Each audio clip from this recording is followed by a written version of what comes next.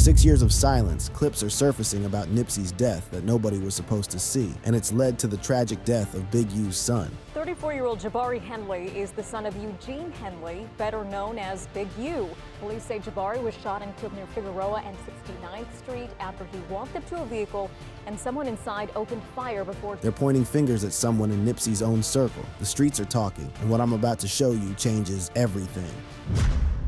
The marathon that never ended. Now, before we dive deep into this whole situation, I need y'all to understand something fundamental about what we're dealing with here. This ain't just another hip-hop story. This is about a man who meant everything to his community, a brother who was trying to change the game not just for himself, but for everybody around him. We're talking about the one and only Nipsey Hussle, born Ermias Joseph Asghedom, a Grammy-winning rapper, an entrepreneur extraordinaire, and most importantly, a real one who was about that community activism life in South Los Angeles. See, Nipsey wasn't just rapping about the struggle, he was actively trying to solve it. This man was out here investing nearly $2.5 million into the Crenshaw neighborhood through various businesses and initiatives. He purchased an entire strip mall at the intersection of Crenshaw Boulevard and Slauson Avenue, where he opened Marathon Clothing, a smart store with tags coded to provide exclusive content via an app. But that was just the beginning, fam. He had plans to redevelop that plaza into a mixed-use development with 100 units, including affordable housing to benefit locals rather than external investors coming in and gentrifying the neighborhood. He also co-founded Vector 90, a co-working space and STEM center in Crenshaw,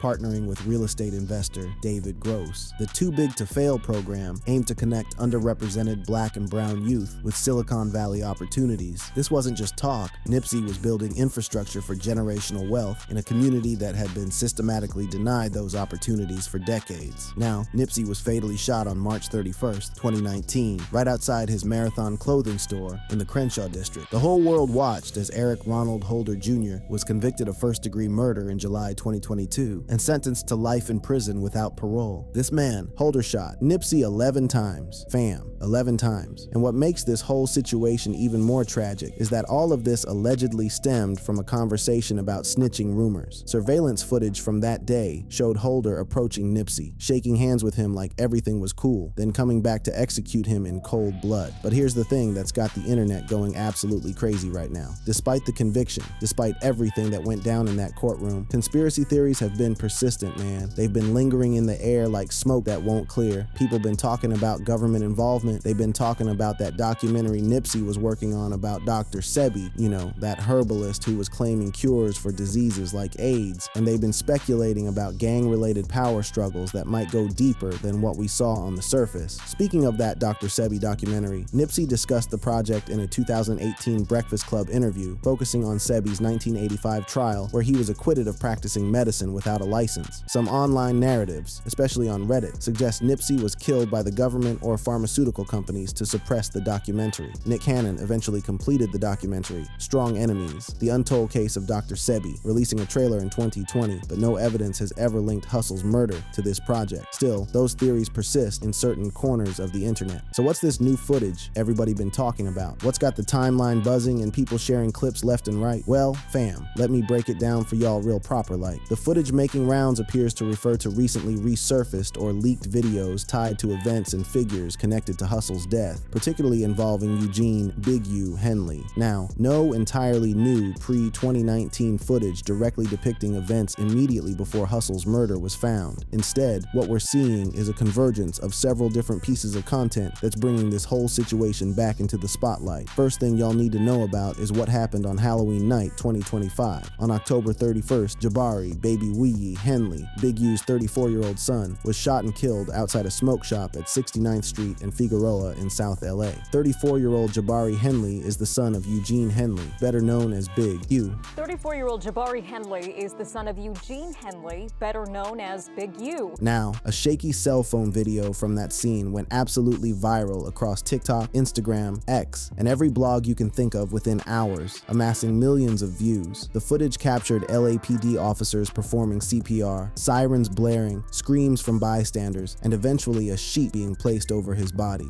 34-year-old Jabari Henley is the son of Eugene Henley, better known as Big U. Police say Jabari was shot and killed near Figueroa and 69th Street after he walked up to a vehicle and someone inside opened fire before. According to what's been reported, Jabari approached a vehicle Hussle, and shots were fired from inside before that car fled the scene. What makes Jabari's story particularly tragic is that by all accounts, he wasn't deeply involved in his father's alleged criminal activities. Eugene Henley once managed Nipsey Hussle and is alleged to be the former leader of the Rollin' 60s Crips gang. He was an aspiring musician who released tracks like We and collaborated on projects tied to his father's label, Unique Music, but he tried to stay out of the spotlight and avoid the street life. His brother, Los Angeles Chargers linebacker Dion Henley, learned of the murder hours before a game on November 3rd, 2025, but played anyway, honoring Jabari with a sack and emotional post-game comments where he said, "We all was grieving together." This tragic event has reignited all the scrutiny surrounding Big U's past, including those alleged ties to Nipsey Hussle's 2019 murder. Some people out there on the internet been viewing Jabari's death as karma or retaliation linked to old beefs from back in the day. Big U, who's been sitting in federal custody since March 19th, 2025, reportedly learned of his son's death from a cellmate. Word is he whispered, "God don't make mistakes." He requested temporary release to attend the funeral, but was denied by a federal judge, citing his violent history and flight risk. Now, there's another piece of footage that's been floating around that y'all need to know about. A blurry 30-second clip surfaced in early November 2025, allegedly showing Big U stepping out of an SUV and firing shots while yelling 60,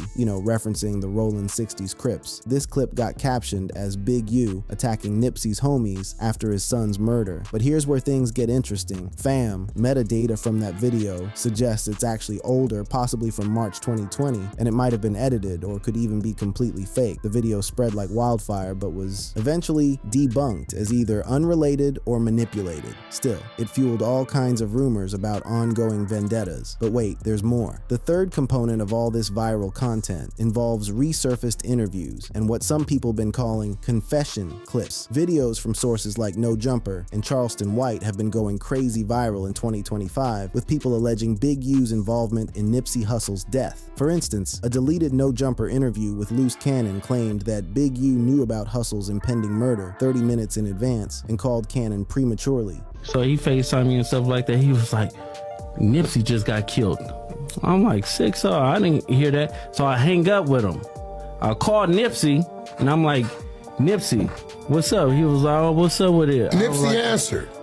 30 minutes later, the homies blowing me up like they just killed Nipsey. There's also rare reports of Nipsey himself briefly discussing an altercation with Big U, where Blacc Sam, Nipsey's brother, fired shots to intervene. This story has been recirculating heavy. Some people even been talking about a confession video that allegedly shows hidden camera footage linking Big U to the plot, though no such direct evidence has been verified by anybody credible. These clips, many of which originally came out between 2019 and 2024, gained massive traction in 2025 amid Big U's federal indictment. We're talking millions of views on YouTube and X. The timing couldn't be more significant, fam. Now, to really understand what's happening here, we gotta talk about who these key players are. Big U, whose government name is Eugene Henley, was a former Rollin' 60s Crips leader who became a music executive and community activist. He mentored Nipsey Hussle after his 2006 prison release, providing studio space and business guidance. But here's where it gets complicated. The relationship between these two eventually soured over money, music rights, and gang politics. And get this, Nipsey's daughter's mother is reportedly Big U's niece, adding family ties to an already messy situation. In March 2025, Big U was indicted on 43 RICO counts for allegedly running a mafia-style enterprise involving murder, specifically the killing of rapper Ray Sean in Las Vegas, extortion, fraud where they allegedly embezzled $2.3 million from anti-gang programs, and a whole list of other charges. His trial is set for May 2026. Big U has consistently denied any involvement in Nipsey Hussle's death, calling all these accusations bull crap and blaming federal overreach. All right, fam, now that we've laid the foundation, let's really get into the meat of this whole situation, because there's so much more to unpack here. See, when you're dealing with a story like this, you gotta understand that in the streets, information travels different. When the streets start talking, word of mouth is king, and sometimes the things that get whispered in barbershops and on corners end up being more accurate than what you see in the news. But other times, those whispers turn into full-blown rumors that take on a life of their own. The allegations against Big U been coming from multiple sources, and that's what makes this whole situation so complex. Let's start with what Loose Cannon alleged on that No Jumper podcast back in early 2024. According to his account, Big U called him claiming Nipsey was dead before the murder actually occurred. Cannon said, says he then called Nipsey to confirm he was alive, only for Nipsey to be killed 30 minutes later. That's a heavy allegation right there. 30 minutes later, the homies blowing me up like they just killed Nipsey. And so I'm like, Wait. But hold up, because there's a twist to this story. Loose Cannon's own twin brother came out on a Streets and Scholars podcast episode and said that phone call never happened. His own flesh and blood contradicted his claims. And if you go on Reddit, specifically on R. Cali Banging, users are questioning Loose Cannon's credibility heavy, with some straight up calling him a pathological liar. They're pointing out that gang expert Alex Alonso has stated Loose ain't even from the 60s, and nobody in that community vouches for him. Then you got Whack 100 and Blacc Sam getting involved in this whole thing.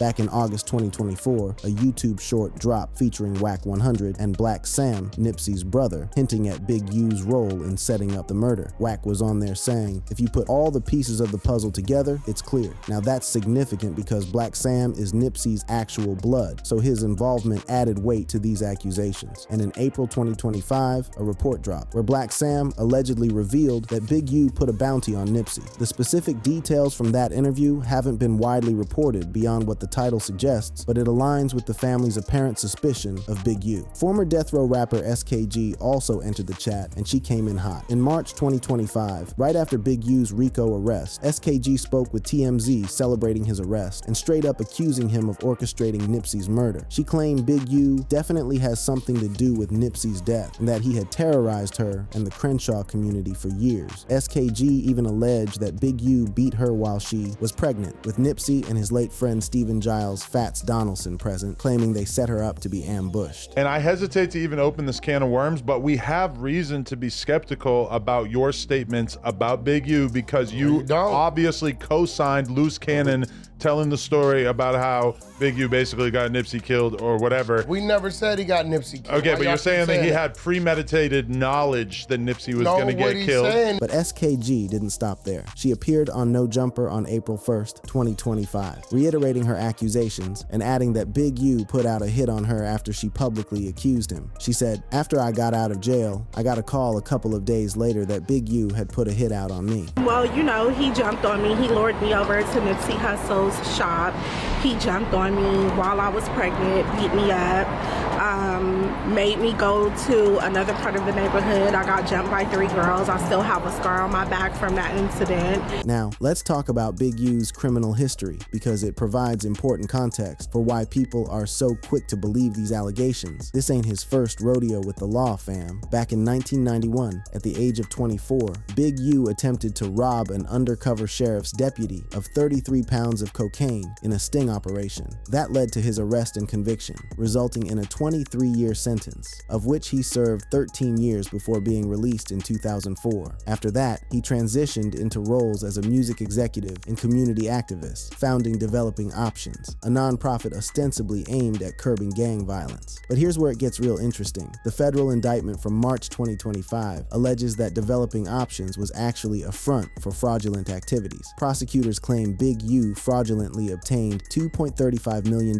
from the Gang Reduction and Youth Development Program between July 3rd, 2018 and June 30th, 2023. The organization had been receiving $550,000 annually since around 2015, and much of it was allegedly misused. They also accuse him of defrauding celebrities, embezzling a $20,000 donation from NBA player Draymond Green in August 2019, and misappropriating most of a $20,000 check from Shaquille O'Neal. The indictment also details some wild allegations about extortion schemes. Big U allegedly required professional athletes and musicians to check in with him for protection when in Los Angeles, leveraging his gang affiliations to extort payments. There's even an allegation about a dice game fix in June 2019, where he reportedly directed associates to rough up a professional boxer who cheated NBA players out of $1.55 million and $5 million, charging the players $100,000 to recover their funds. And in December 2021, he allegedly organized a birthday party at Deja Vu, negotiating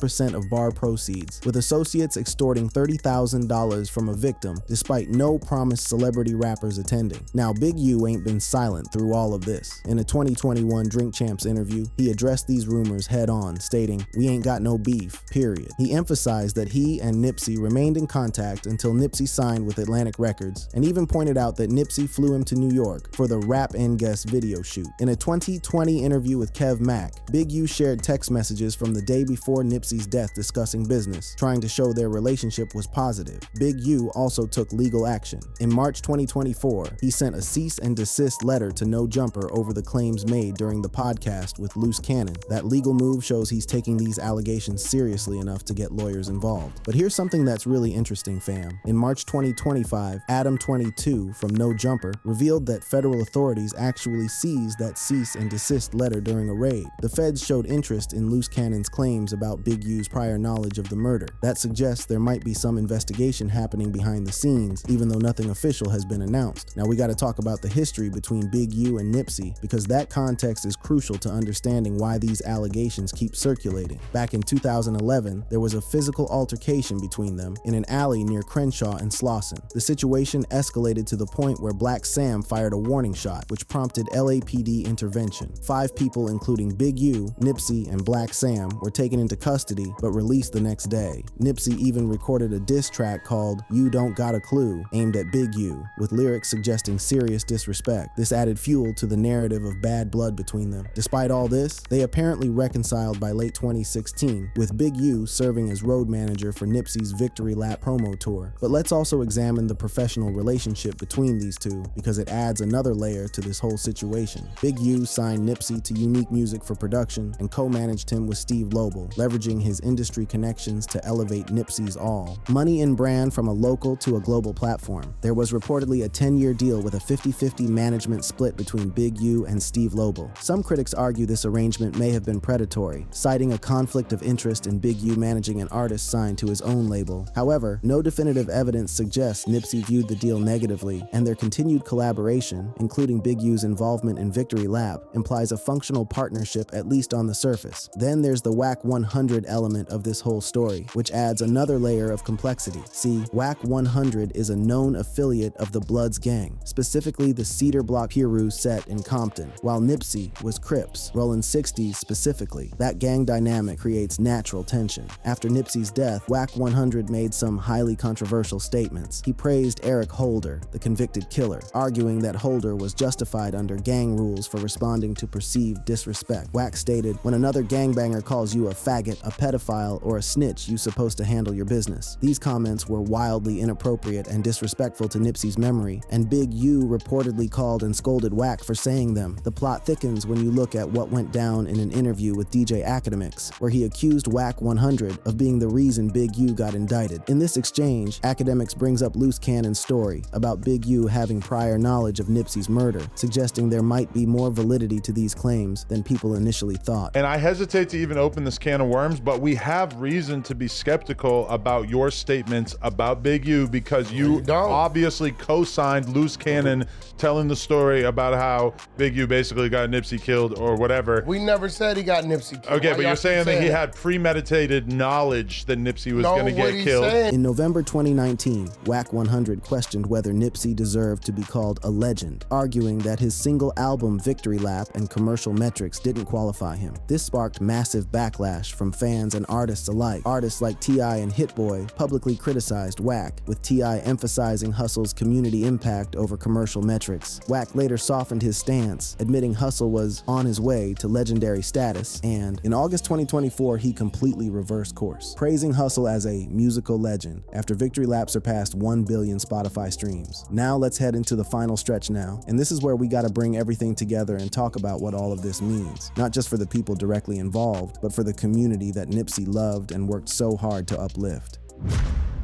The marathon continues. Let's be crystal clear about what the official investigation and court proceedings established. Eric Holder Jr. was convicted of first-degree murder on July 6, 2022, and sentenced to 60 years to life in prison on February 22, 2023. The evidence showed that Holder shot Nipsey at least 10 times after a conversation about snitching, a grave accusation in gang culture. Nipsey's last words, according to witnesses, were, "You got me." The prosecution argued the killing was premeditated, driven by Holder's anger over the snitching accusation. The defense tried to argue for voluntary manslaughter, claiming Holder acted in the heat of the moment, but the jury didn't buy it. Grand jury transcripts totaling 515 pages detailed a 4-minute conversation before the shooting where Nipsey told Holder about rumors of him snitching. Let me give y'all some more details about Eric Holder himself, because understanding who he is helps paint the full picture. Holder, born around 1989, was known in the community as an aspiring rapper under the moniker Fly Mac. His lyrics often referenced violence, body bags, 38 gun blasts, and bloody homicides. He was a member of the same Rollin' 60s set as Nipsey, which made this whole situation even more tragic because they came from the same hood, the same set, the same struggle. A woman who was dating Holder at the time and who was offered immunity testified that she saw Holder load a gun, heard 2 gunshots, and drove him away after he threatened her. She heard Holder ask during the exchange with Nipsey, "Cuz, have you ever snitched?" Another witness, Herman Douglas, confirmed Hussle's mention of snitching rumors and saw Holder flee after the shooting. There's also an aspect of this case that doesn't get discussed much: Holder's mental health. Evidence showed he was diagnosed with auditory schizophrenia at age 19, hearing voices that made him paranoid and erratic. He experienced a manic episode 3 weeks before the shooting. However, this wasn't raised as a defense during the trial and only mentioned post-conviction. Judge H. Clay Jackie considered this during sentencing, balancing it with the devastation to Hussle's family and community, but it didn't mitigate the sentence. Some argue it should have been a mitigating factor, while others see it as irrelevant given the premeditated nature of the crime. Now here's what's important to understand about all these conspiracy theories and allegations against Big U. No official investigation has connected the murders of Nipsey and Jabari Henley. The LAPD treats Jabari's case as isolated, though gang ties are being investigated. Big U's RICO indictment includes charges related to other incidents, specifically the 2021 murder of Rayshawn Williams in Las Vegas, not Nipsey's murder. The 107-page federal complaint against Big U doesn't mention Nipsey Hussle. What it does allege is that Big U ran a criminal enterprise involving murder, robbery, extortion, fraud, human trafficking, and firearms offenses. Prosecutors claim he embezzled $2.35 million